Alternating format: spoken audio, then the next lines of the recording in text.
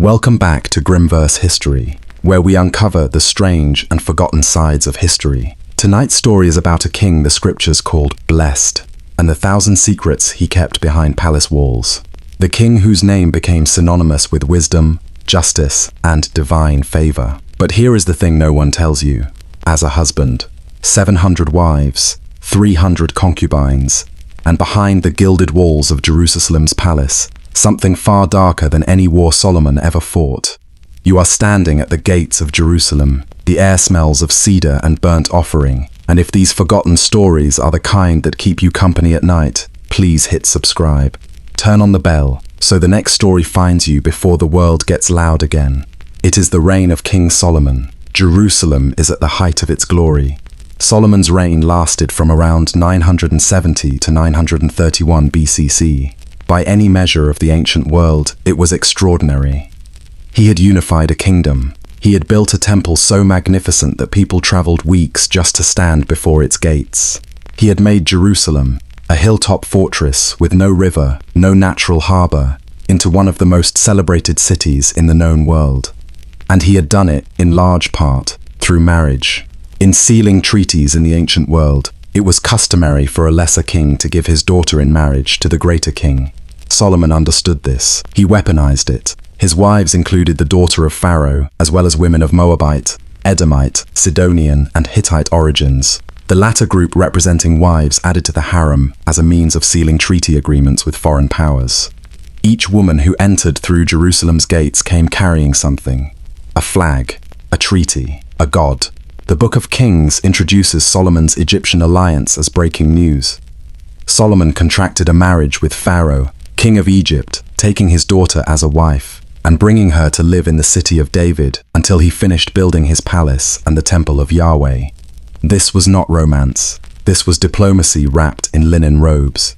Some scholars believe this particular marriage demonstrated the wealth and power of the Hebrew monarchy. For Pharaoh's daughters did not ordinarily marry outside their own family, and perhaps indicates the weakness of the Egyptian kingdom at this time. Think about what that means. For the first time in recorded history, an Egyptian royal daughter, a woman considered near divine in her own land, was handed to a foreign king. Not the other way around. Israel had become that powerful. Solomon found it expedient to build a separate palace for his Egyptian queen, so that her religious beliefs and practices would not be seen by his own people to ritually pollute the city where the Ark of the Covenant had been brought. A palace built just to keep one woman's gods out of sight, and she was just the first. One by one, they came, princesses from Moab, carrying incense and the memory of the god Chemosh, women from Ammon, speaking a language the palace guards could not understand, Sidonian noblewomen with jewelry shaped like the goddess Ashtoreth, Hittite daughters who had never seen a desert before they arrived in Jerusalem, 700 wives who were from royal families, 300 more, and the scripture does not mince words. His wives caused him to turn away from God. Each woman brought with her a household, servants, priests, sacred objects, small clay figures hidden beneath traveling trunks, altars folded into cloth, waiting to be unpacked in the new land. The Palace of Solomon was not a home. It was a city within a city, a living map of every kingdom Israel had ever made peace with. According to rabbinic legend, extravagant meals were prepared daily by each of his 700 wives and 300 concubines, each one thinking perhaps the king would feast in her house that day. Imagine that. 1,000 women. 1,000 separate worlds, all of them orbiting a single man who claimed to speak with God. Despite all that matrimonial activity, the biblical record names only 3 of Solomon's children, Rehoboam, Taphath, and Basemath. Compare that to his father David, who had at least 19 sons plus others from concubines. Solomon, with 1,000 partners, left almost no biological trace. Some scholars call it curious, others call it suspicious. A few have called it divine punishment, arriving quietly, not with thunder but with silence. The only wife mentioned by name in the direct line of succession is Naamah the Ammonite, mother of Solomon's successor, Rehoboam, an Ammonite woman, the mother of the heir to David's throne. From the same people whose God demanded children as payment. This is where the story turns.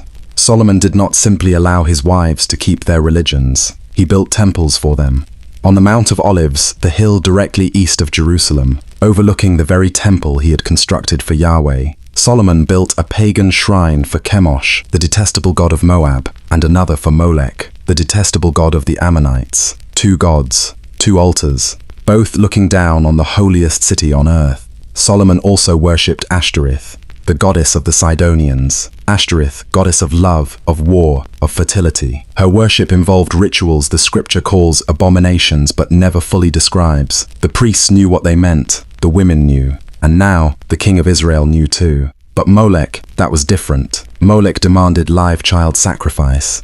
Children placed into heated statue arms in the valley of Hinnom. Drums used to muffle the screams. The practice referred to as passing through the fire. The Midrash describes the Molech idol in visceral detail.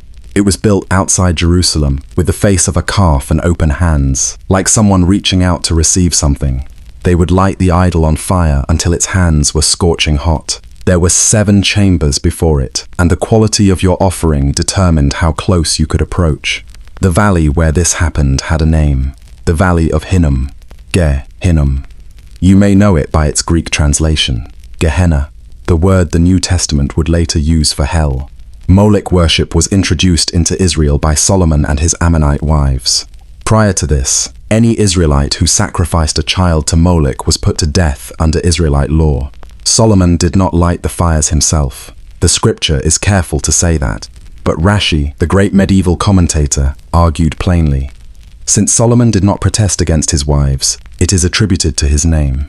Silence in the face of atrocity is its own kind of answer. According to 1 Kings 11, it was in Solomon's old age that his wives turned his heart after other gods.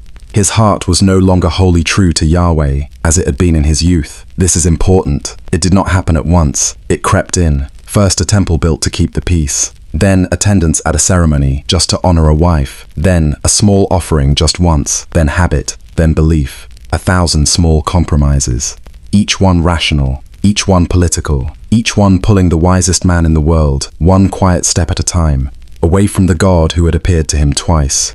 The Talmud notes that Solomon's execution of his own teacher, Shimei ben Gera, was his first descent into sin. It states plainly, for as long as Shimei was alive, Solomon did not marry the daughter of Pharaoh. The moment he silenced the one voice that could restrain him, the fall began. God's response was unambiguous. He raised up adversaries against Solomon. Hadad the Edomite from the south, Rezon of Damascus from the north, and from within Solomon's own court, a capable young official named Jeroboam, to whom the prophet Ahijah tore a cloak into 12 pieces, handing him 10, saying, I am about to tear the kingdom from the hand of Solomon. 10 tribes, gone, not through invasion, not through plague, through the slow accumulation of a king's private choices made behind palace walls.